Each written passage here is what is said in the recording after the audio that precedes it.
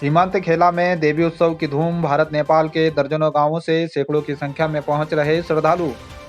धारचूला तहसील के ग्राम सभा खेला में जूना अखाड़ा के महामंडलेश्वर श्री श्री 1008 स्वामी वीरेंद्रानंद महाराज आश्रम में देवी महोत्सव की धूम मची है, जिसमें नेपाल के दूती, स्याकुर, सुनसेरा, दोकटा तथा भारत के रांची, जुम्मा, स्याकुरी, खेला, खेत, पांगला, जयकोट, गोगई, जारा जिबली गांवों से सैकड़ों श्रद्धालु पारंपरिक वाद्य यंत्रों के साथ आश्रम में पहुंच रहे हैं। नवरात्रि के पहले दिन से आचार्य विवेक जोशी, आचार्य ब्रिजमोहन तथा शास्त्री सुरेंद्र के द्वारा वैदिक पूजन के साथ हवन यज्ञ किया जा रहा है। महामंडलेश्वर स्वामी वीरेंद्रानंद ने बताया कि कैलाश मानसरोवर यात्रा मार्ग में श्रद्धालुओं को किसी भी प्रकार की दिक्कत न हो, इसके लिए मां जगदम्बे नवदुर्गा मंदिर का निर्माण चल रहा है, जिसमें शिवलिंग की स्थापना भी की जाएगी। उन्होंने छिपला केदार को धाम के रूप में मान्यता देने की शासन और प्रशासन से मांग की। इस दौरान सैकड़ों श्रद्धालु भी मौजूद रहे। चुलकोट देवी मंदिर में पूजा अर्चना के साथ ऐतिहासिक मेले का हुआ आयोजन। मंदिर पहुंचे सैकड़ों श्रद्धालु। प्राकृतिक खूबसूरती के बीच मुंशियारी तहसील के ग्राम सभा चुलकोट भगवती मंदिर में मां दुर्गा की विधि विधान से पूजा अर्चना की गई, जिसके माध्यम से क्षेत्र की सुख शांति समृद्धि की कामना की गई। स्थानीय निवासी ब्लॉक प्रमुख मुंशियारी भावना देवी ने बताया कि देवी मंदिर में विधि विधान से पूजा अर्चना के साथ ऐतिहासिक मेले का आयोजन भी वर्षों से किया जा रहा है, जिसमें नजदीक के गांवों से सैकड़ों लोग भारी उत्साह के साथ माता भगवती के दर्शन करते हुए मेले में पहुंचते हैं। बताया कि बरपटिया समाज के विशेष सहयोग से मेले का आयोजन कराया जाता है। खाई में गिरने से 29 वर्षीय व्यक्ति की हुई मौत। पंचनामा कर शव को पोस्टमार्टम के लिए भेजा गया। साईपोलो निवासी 29 वर्षीय सुरेंद्र पूजा कार्यक्रम से वापस लौटने के दौरान गहरी खाई में गिरने से उनकी दर्दनाक मौत हो गई।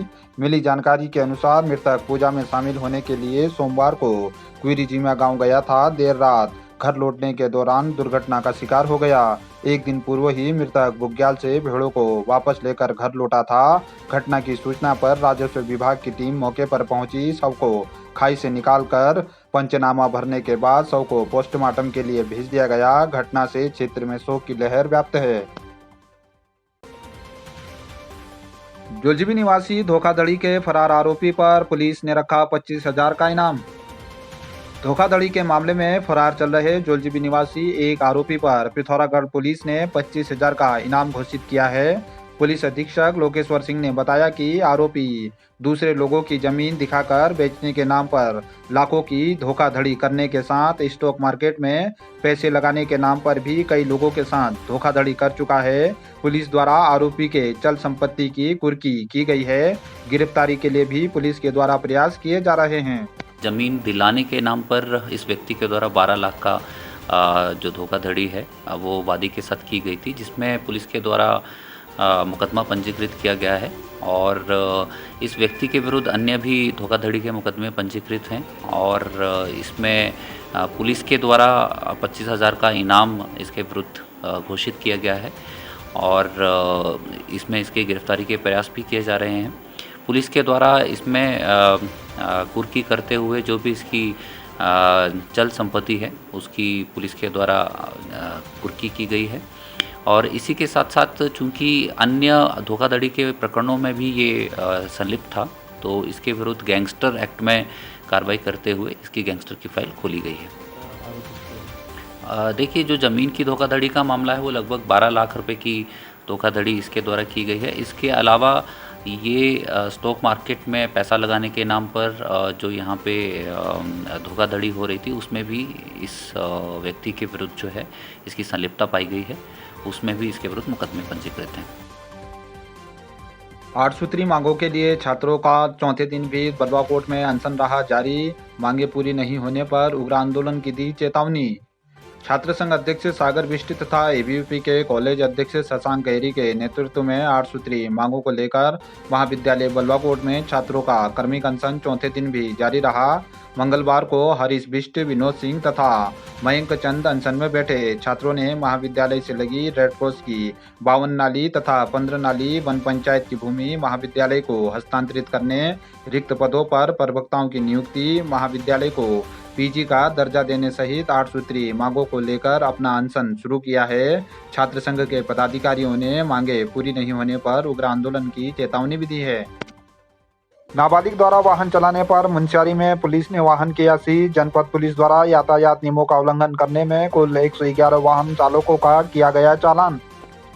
पुलिस अधीक्षक लोकेश्वर सिंह के आदेश पर थाना अध्यक्ष मुनस्यारी मुनव्वर हुसैन के नेतृत्व में मुनस्यारी में पुलिस द्वारा सघन चेकिंग अभियान के दौरान वाहन स्कूटर UK 05 C1046 को रोका गया तो उक्त वाहन को एक नाबालिग द्वारा बिना हेलमेट, बिना वैध प्रपत्र, बिना DL के चलाया जा रहा था। उक्त वाहन को MV एक्ट की विभिन्न धाराओं के अंतर्गत सीज किया गया। इसके अतिरिक्त जनपद पुलिस व यातायात पुलिस द्वारा अपने अपने थाना क्षेत्रों में चेकिंग के दौरान यातायात नियमों का उल्लंघन करने वाले कुल 111 वाहन चालकों के चालान किए गए। कालिका खुम्ती सड़क पर आवाजाही करना हुआ मुश्किल, सैकड़ों ग्रामीण परेशान। आपदा काल में क्षतिग्रस्त कालिका खुम्ती सड़क का लंबे समय बाद भी सुधारीकरण नहीं हो सका है, जिससे हजारों की आबादी परेशान हो रही है।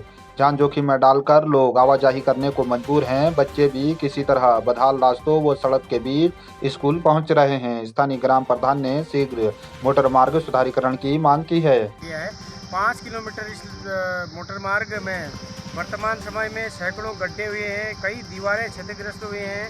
आपदा काल में ग्राम पंचायत कालिका खुम्ती के लगभग 3000 की आबादी इस मोटर मार्ग में पैदल चलने के लिए भी मुश्किलों का सामना करना पड़ता है।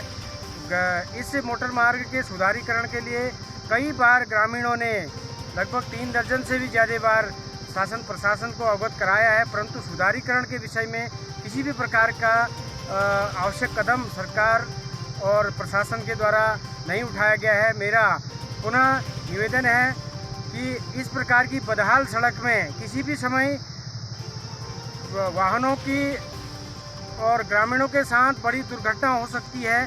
इस समस्या को संज्ञान में लेते हुए प्राथमिकता से ग्रामीण सड़क को एक व्यवस्थित करने के लिए, अच्छी सड़क की सुविधा ग्रामीणों को दिलाने के लिए सरकार ने तत्काल उचित मत से बजट जारी करना चाहिए और इस तत्काल इस सड़क में मोटर मार्ग में डामरीकरण, निकास नाली और क्षतिग्रस्त दीवारों का पुनर्निर्माण कर ग्रामीणों की अच्छी सड़क की सुविधा बहाल करनी चाहिए। धन्यवाद।